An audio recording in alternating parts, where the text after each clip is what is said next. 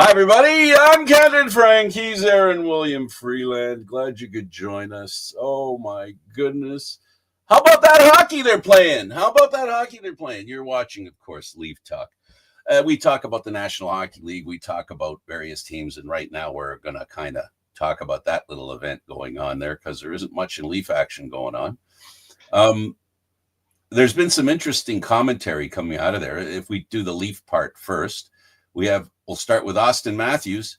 Missed a hockey game. Shocker. Yeah, it's one of those. They gotta sort of work it out themselves. I think is what they're looking at here. He sat out on the game against Monday against Sweden because of upper body soreness, which is something that's been plaguing him for a while now. But he's expected to play on Thursday against Team Canada and his teammate Mitch Marner. Craig Berube believes that GM Brad Treliving has been in contact with Team USA about Matthews' injury. He also provided updates on Kelly Yarncroke and Yanni Hakanpää, each of whom participated in practice on Tuesday, so that's a positive sign. It was nice for Berube to spend some downtime with family in Philly. Cold, same as it is in Ontario. I don't think he expected the start that Team USA had against Team Canada, but I also think he breathed a sigh of relief that Austin wasn't involved in that. Yeah, I don't think you're going to see Austin involved in that kind of stuff at all. Not with being somebody who's obviously playing not 100% healthy. I think also the interesting thing is the coach of Canada, Tampa Bay Lightning coach, talked about Marner and his two line mates that play for Tampa Bay, and how he referred to Marner as the guy that makes things work in the zone. The other two guys are the hard workers. I think it's interesting that he's paired with Hagel and Cirelli on the third line on the right wing there. Leafs fans, in order to make his contract worthwhile, would like to see him playing higher up in the lineup. But when you got a first line of Point, McDavid, and Stone, and a second line of Crosby, McKinnon, and Reinhart, doesn't matter how good you are, you're slotting in on the third line at best. Yeah, and this is actually pointing out the fact that he is not one of the best 6 or 7 players in the league, because we're only talking about Canada's best players that he can't get on the second or first line. Yeah, I mean, you look at the States lineups too. You got Gensel, Matthews, and Jack Hughes on the first line. You got Brady Tkachuk, Jack Eichel, and Matthew Tkachuk on the second line. Then you got JT Miller, Dylan Larkin, and Matt Bolden on the third. I find myself hard put to see Marner slotting in anywhere other than where he is currently. I don't see him. If I were to put them in a priority, all the players, and you can go the rest of the National Hockey League players, right? If you wanted to do a priority, I don't think Marner would hit top 14, maybe not even top 15. And remember, folks, it's not about scoring alone.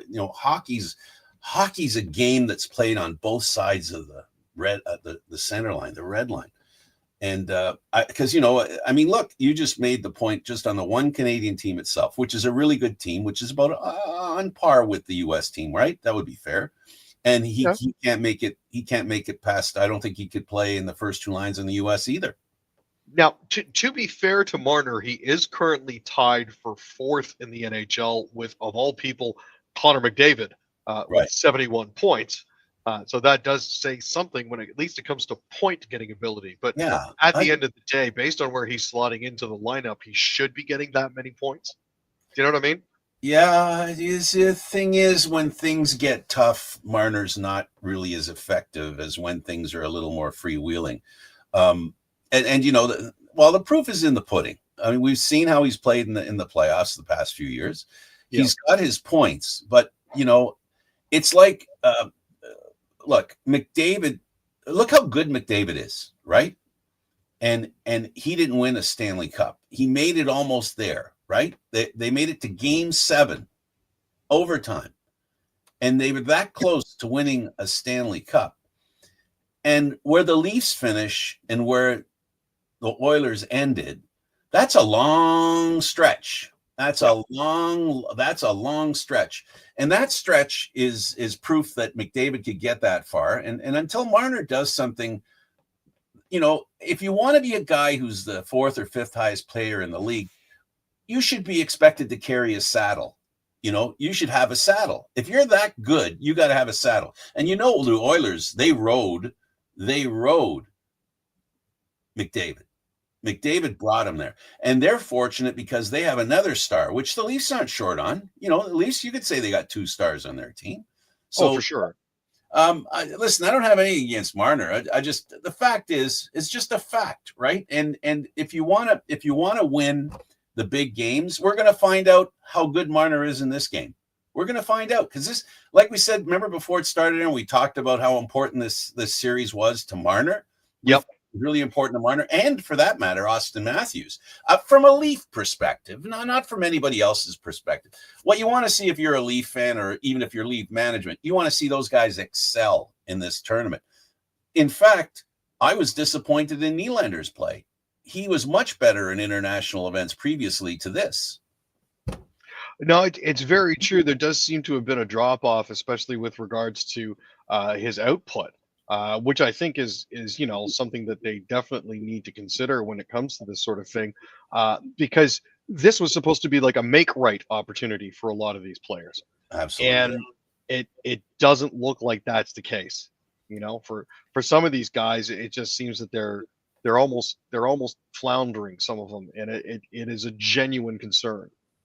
Well, Detroit has their captain Larkin playing in this series, right? Yep. This is Larkin's first chance. He's never been in the playoffs. This is his first chance to enjoy any kind of stress and pressure, right? The kind of pressure you only get in the playoffs and in this kind of world championship atmosphere. And he's appeared pretty good. He's been effective. And so is Marner. Listen, let me not make this. I'm not saying that he hasn't been effective. But, if you want to be paid like one of the first top 4 or 5 players in the National Hockey League, you better come with a saddle. That's all there is to it. And Marner's not the kind of guy that can carry a saddle. I don't think he can. And we're still waiting for Matthews to show us that he can carry the saddle. We know McDavid can do it. We know that the goaltender in Florida can do it. We know that, a guy named Crosby can do it. We know he can do it. And we know there are players on Florida other than the goaltender that wear the saddle pretty well. And we know a lot of other players that, in fact, a couple are playing on Team Canada that can wear the saddle.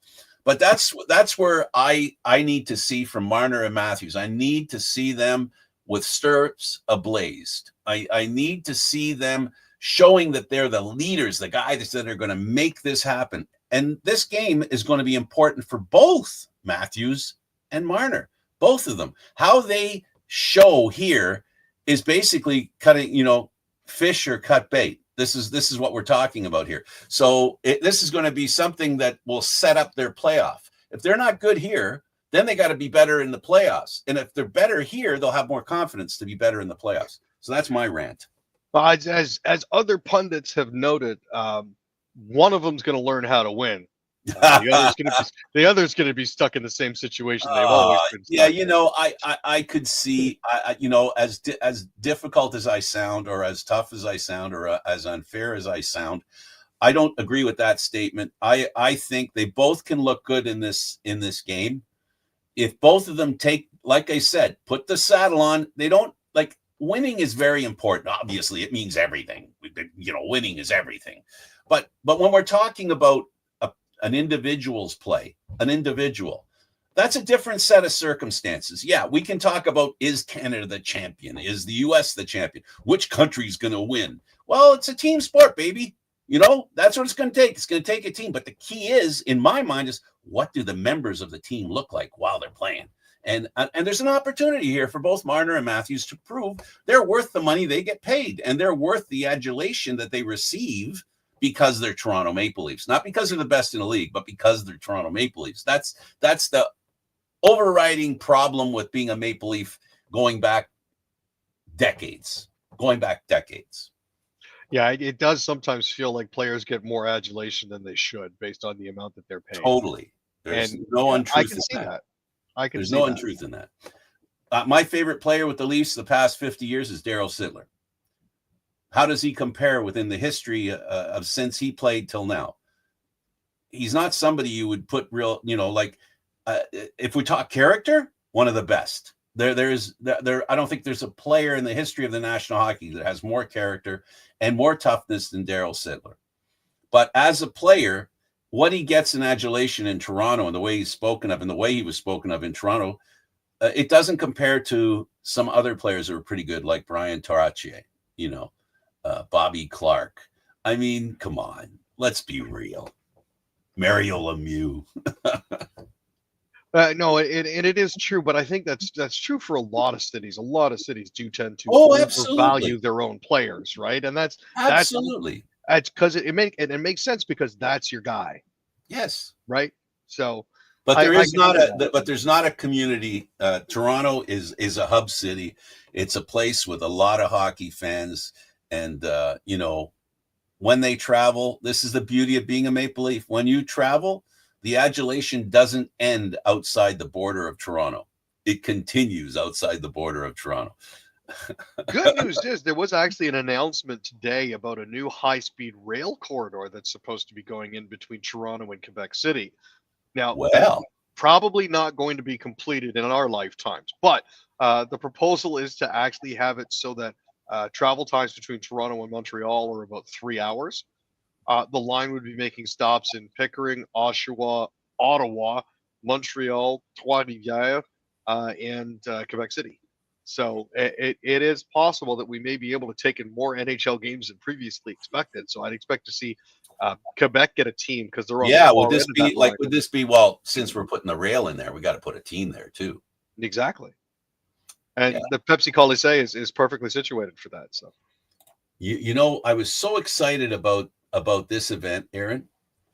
I made one tiny little mistake. A tiny mistake. I made a tiny mistake. I brought up your script. But you know what happened, right? We had some problems finding the lines for the and anyway, so it got buried. So here it is. I just found it. So we talked about story number one, the USA and Canada to a degree. Is there anything else you'd like to add to that conversation? I mean, the thought was that they were going to be bringing in Hughes with McAvoy out, but apparently he hasn't been medically cleared to play. They just need one guy to get sick. Yeah, well, who tells that guy that he just got sick? And what player in their right mind all of a sudden decides they're ill? Yeah, I don't want to play this game.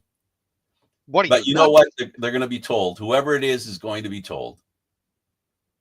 Well, I'd be curious to see what their stats look like, actually. But unfortunately, there we go. Yeah, I mean, you can take a look here at who you expect to come out, but you also have to remember that whoever you're pulling is going to have to match with whoever's going in. So Hughes is a defenseman. The only one that I can maybe think about coming out might be maybe Sanderson or Fox. And I mean, Sanderson was really only in there for one game, so I'm not sure how fair that's being to him.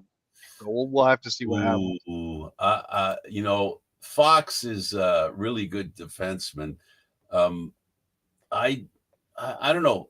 I know they got Brock Faber as the first pair, but he might be somebody that to make room for, only because this is you're going to get a better offensive. Adam Fox is a great power play guy. And I don't know.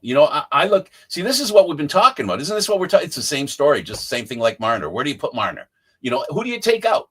Like when we get to this point, the reality of the player's ability and their status comes to the fore. There is no, I forgot those 7 players. So, Marner, and I'm thinking of Montreal. I'm thinking of Buffalo. I'm thinking of Tampa. I'm taking a little bit of Philadelphia. Yeah, Marner's about the 4th best player.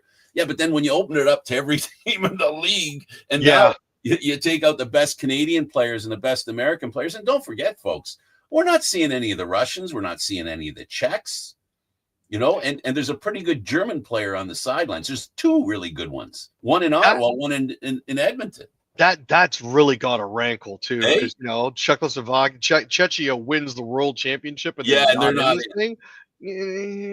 I wonder how much that was motivation, knowing they weren't being invited to this. They knew. Definitely a big healthy helping of we're going to show you for sure. Yeah. Well, it's I got to tell you, what we didn't talk about because we missed Monday. If you don't mind, we'll stay on this. Yeah, I'd like to know what you thought of the 9 seconds, the pugilistic 9 seconds, the Don Cherry 9 seconds of that first hockey game between Canada and the U.S. Well, there had been rumors before the game had actually started that the Kachuk boys and another agitator were going to try to get things to pop. They chatted about it. They created a chat group to talk about it.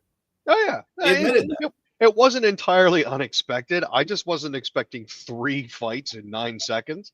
But at the end of the day, sure, it set the tone. But I remarked on social media shortly after that happened that this was probably going to be a game where Canada wasn't going to come out on top. And whether you want to blame that on the fighting or on the goaltender choices that Canada made, which is another story entirely, we can do that post-mortem on Friday. At the end of the day, this wasn't going to be a game where Canada showed out on top. Sure, they would put up a fight, but it wasn't like the United States walked away with it. Well, Cale Makar, basically the best defenseman they have. Yeah. And he was out. But the U.S. played without their best defenseman. So Quinn Hughes coming from Vancouver, he was, he won the Norris Trophy last year, Cale Makar the year before. Yep. So 2 very good defensemen, right? Missing from the lineup. I think the biggest thing that I can say when I first saw these lineups, if I say to you, I'm not surprised they had 3 fights in 9 seconds, I say it because that's the kind of lineup they have there. Trocheck, Brady and his brother, right? JT Miller. These are not shrinking violets. These are guys that play the game that way. This was a lineup specifically designed to try to get under Canada's skin. That's really what it boils down to. To physically intimidate guys like Crosby who aren't, we saw the way that game started. He took a couple of shoves in the face, a little abuse while he was laying on his back against the boards. He took 2 more shots. The Canadian team has its work cut out for it. The American team is going to be at home. We now hear your favorite person is going to be there to watch the game. It was asked if he was going to show up. He said, "Yeah, he'll show up. He loves sport." Oh, wonderful. Yep. So the Orange president will be there. So he'll be trolling in person, probably tweeting while he's there. So that'll be interesting in itself, and it's unbelievable. It's going to be hairy. It's going to be interesting for sure. Go ahead. I was going to say there's a very low likelihood that the anthem is going to be booed because it's in Boston and nobody wants that sort of thing. However, there could be a certain contingent of Bostonites who decide that they want to take it upon themselves to boo their own president, which wouldn't surprise me either. Let me see. Boston, Mass, hockey fans. Sports fans, for the most part, like Trump. He's a sports guy. Sports guy. He's always delved in sports. He's been a guy who owned a football team, always goes to every event. This is just another event. He's the first president to have gone to the Super Bowl, which and left halfway through. Did a flyer of Daytona with his jet and then drove a couple laps in his limousine. It costs $20 million for him to watch half of a football game. Boy, oh boy. Thank goodness he only watched half. Well, yeah, seriously. Can you imagine if he actually watched the whole thing? Well, you think he'll stay for the whole hockey game? Oh, unlikely. I mean, he'll show up for the first period. He'll wave his hand a couple times during the first intermission, and then he'll be gone. Oh, cool. Yeah. All right. So for Canada to win, Aaron, you think when they played the first game, the Americans said they knew they had to deal with the onrush of the early start and the push by the Canadians early. The reverse is probably true now in Boston, right? The Canadian team's going to have to make sure they don't end up behind early, because if they end up behind, there could be a problem. They need to get ahead and put the Americans in the type of game they don't want to be in. 100%. Yeah, they need to make sure that they get ahead of this thing, mainly by making sure that, and this is a thing that's cursed most Toronto Maple Leafs teams, they have to start on time. and with John Cooper behind the bench, I think there's a very good likelihood of that happening. Yeah. What do you think of the coaching for the two coaches? Honestly, Torts versus Cooper are two very, very different coaching styles. Yeah. As if Torts is trying to govern it too much, but I'm good with the coaching. I haven't seen anything. Both coaches did what was required, and that is, you start your lineups, you start the game, and you have to pay early attention to what you think is successful, what's working, what combinations are working, what combinations aren't working. You have to do it quickly. There were no exhibition games. It was just boom, play a game, and now your third game is basically for the championship. Sorry, fourth. Yep, pretty So, much. that's a short window to build up team chemistry. I mean, the Canadian team tried doing it yesterday. They took the day off, so maybe they went out to lunch together and did some stuff, and enjoyed each other's company. It's going to be interesting. Guaranteed. And it's one of those things where, as much as we might like to think we know a thing or two about the game, there's nothing that can really predict this, because you've got completely different teammates coming together for essentially the first through fourth times. There's some familiarity for some of them because they may have played together in junior or played against each other in junior, but outside of that, for the past 5, 7, 9 years, these guys haven't played together at all. So this is a long way to come from Team USA, Team Canada, Team some of Europe, and Team Young Guns. So we'll see how it all works out. So far it's been really fun to watch. Goaltending.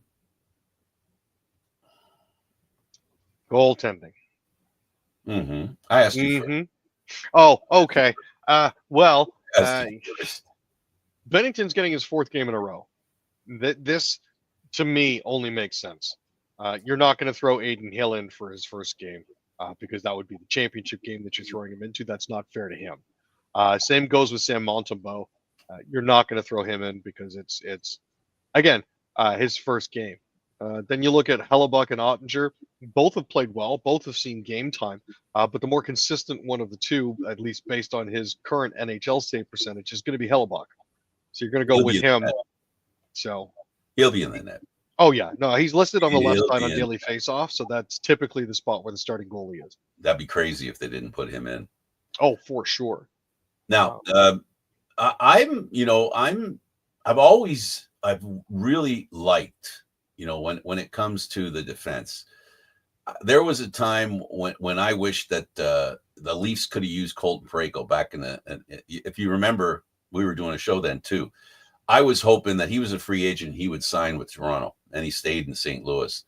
That's the kind of guy I've always felt the Leafs needed. They don't need that kind of defenseman now as much as they have in the past, but he impresses me that he's not a fighter, and he did pretty good in that fight. Yeah, he was taking on a much shorter JT Miller, but that's fine. What impressed me the most was his willingness to go. It's one of those things where it's like, yeah, you know what, I'm going to put aside everything else at this point in time. This guy's already shaken off his gloves. He very obviously wants to go me, so I'm going to oblige him. Yeah, he was getting a little testy with the goaltender. That's what caused Parayko to say, you know what, you're crossing the line there, buddy. I'm going to mention one defenseman for the U.S., Brock Faber. He wasn't on my radar. No, he wasn't. He wasn't one of the guys that came top of mind for me either. As recently as the third week in January, he was actually still out with an upper body injury when playing for when playing for Minnesota. Glad to see that he's been able to come back. Not so glad that he's playing for Team USA. But yeah, so it originally started, I think, back on January 9th. It was reported that he suffered an upper body injury midway through the first period of Tuesday's game against the Colorado Avalanche. He's obviously recovered enough to come back here. There are some other concerns that go along with that. With McAvoy being out, Kachuk being listed as day-to-day, Quinn Hughes not being medically cleared to play for Team USA, so he never actually left Canada. although there were rumors yesterday that he was already on a flight down. Um, this this is really an unsung hero for Team USA. Jacob Slavin is a known quantity. Zach Werenski is a known quantity. Jake Sanderson, Noah Hannafin, and Adam Fox are all knowns. The only one that was really unknown to me was Brock, and he's been showing out. So good on him for that. Okay, lightning round. Sure. Blue Jays missed signing Vladimir Guerrero. He had his timeline. It ended yesterday. They didn't sign him, so it's looking like he's going to be testing the free agency market. Now the question is, what kind of season does he have? Yeah, I mean, we've been looking at the fact that he's been averaging 30 home runs. He's a four-time All-Star. He drove in 103 ribbies last season. Doesn't plan to negotiate during the season and is currently scheduled to become a free agent after this season. So, at the end of this is basically a show-me season for him. I understand that he was hoping to have something locked up by the time all of this ended, but yeah, it's it is what it is. This is another bobble by Jay's management. We'll see. This could be the end of this version of Jay's management. You'd like to think so. They're going to fail upwards. So they have been very ineffective in signing players they clearly wanted, players that weren't on the team. And now they've got a homegrown player that they've had plenty of opportunity to sign the past few years, didn't. And now they don't look like they're going to be able to sign him. I don't think they can live with that kind of failure. It's something that, there's a history here with the Blue Jays where they've, management has fallen short too often, much too often. Let's move on to your favorite story after that. Let's go. We got it with lightning round. All right, perfect. Lightning round here. Look at it this way. There's a gentleman that actually played for Team Finland that I thought actually was should have been on the All Italy team, and that was Nico Matanpalo. I was a little surprised to hear that he was actually finished, but that's on me. He actually had a very, very good Four Nations face-off. He's 6'3", 213 pounds. He's been playing alongside Tyler Clevin. Following Nick Jensen's return from injury on February 4th, Matanpalo's role was reduced. He was a scratch on February 4th against the Lightning when they elected to dress 7 defensemen and 11 forwards in their final 2 games before the Four Nations face-off break. Matanpalo played the fewest minutes among the defensemen, almost like they were sort of trying to hold him in reserve. But honestly, at the end of the day, David Bell, the Belleville Sens head coach, really likes the kid. I would like to see him get more minutes on the back line. Big news, Vancouver's goaltender, Thatcher Demko. Yeah, he's out again week to week with a lower body injury. They weren't specific as to whether or not it was related to his previous injury, but they have said that he's not going to travel on the trip this upcoming trip, which begins on Saturday against the Golden Knights in Vegas. Lankinen is expected to meet the team in Nevada after playing the Four Nations tournament. Artur Silovs has been called from the Abbotsford Canucks for that. So there you have it. Well, the NFL is going back to Brazil. The Chargers are going to be the home team. Yeah, this is actually going to be very, very neat for them. This will be the second time. Eagles and Packers played at Arena Corinthians in Sao Paulo during Week 1 in 2024. It was interesting because in that particular stadium, the color green is banned because the home team that plays there, their biggest rivals wear green. So the color block uniforms that the NFL came up with was rather interesting. That's Brazil, the green color, green and yellow.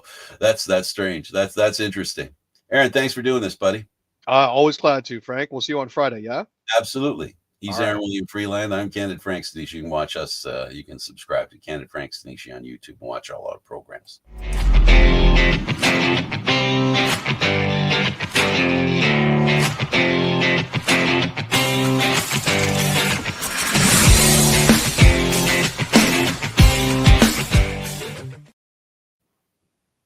Thank you very much for that, Frank. Didn't go up. What's that?